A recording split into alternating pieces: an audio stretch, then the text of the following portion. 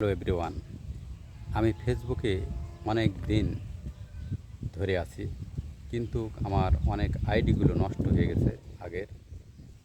প্রায় আমি 2013 সাল থেকে ফেসবুকে জড়িত। আসলে ফেসবুক লাইট থেকে শুরু করে অন্যান্য যা কিছু আছে আমি কিন্তু ইউজ করেছি। তবে ইউজ করার পিছনে এত কোনো কিছু মূল্যায়ন করিনি।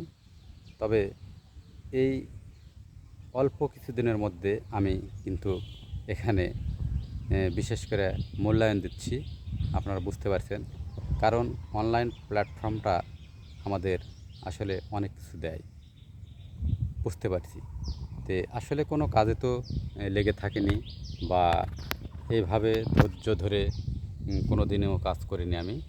তে দর্শক, আমি কেন এই কথা বললাম, ফেসবুকে আপনারা পড়ে থাকেন, লেগে থাকেন।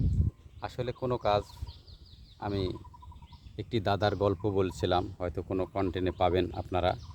তে আসলে লেগে পড়ে থাকতে হবে। আর বিশেষ করে আপনি যেই কেন কেউ হও না কেন, আমি জানি যে আমি একজন মানুষ। মানুষ সব কিছু করতে পারে, মানুষের ঊর্ধ্বে কিছু নয়। আর মানুষ এমন কোনো কিছু করতে পারে যে মানুষ আকাশ অবধিও পুষতে পারে। কেন যাচ্ছে না? চাঁদের দেশে মানুষ যায়নি? যাচ্ছে না কেন? আমি একটা কবিতায় লিখেছিলাম যে চাঁদেও সমাধি। কেন? আসলে চাঁদেও তো সমাধি হতে পারে মানুষ বসবাস যখন করবে।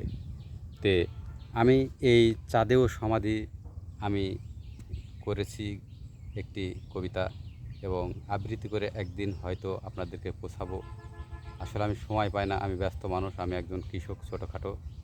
তে আমার পাশে আপনারা থাকবেন, আমার কন্টেন্টগুলো দেখবেন, এবং আমার কন্টেন্টগুলো আপনারা অবশ্যই লাইক, শেয়ার, কমেন্ট এবং ফলো দেবেন। আমি আসলে অত্যন্ত দুঃখিত, আপনাদের হয়তো সব পেজে ঢুকতে পারি না, লাইক কমেন্ট করতে পারি না। আশা করি কিছুদিনের ভেতর আমি ঝামেলা শেষ করব, করার পরে আপনাদের সবার পেজে আমি ঢুকবো ইনশাল্লাহ। আমার কাছে যেগুলো আসে সেগুলো আমি অবশ্যই লাইক, কমেন্ট, শেয়ার তাদের সাথে আমি থাকি, তে কমিউনিটি করি আর কথোপকথন করি। তে ভালো থাকবেন, সুস্থ থাকবেন। আল্লাহ হাফেজ। নতুন কন্টেন্ট পেতে আমার সাথেই থাকবেন। আল্লাহ হাফেজ।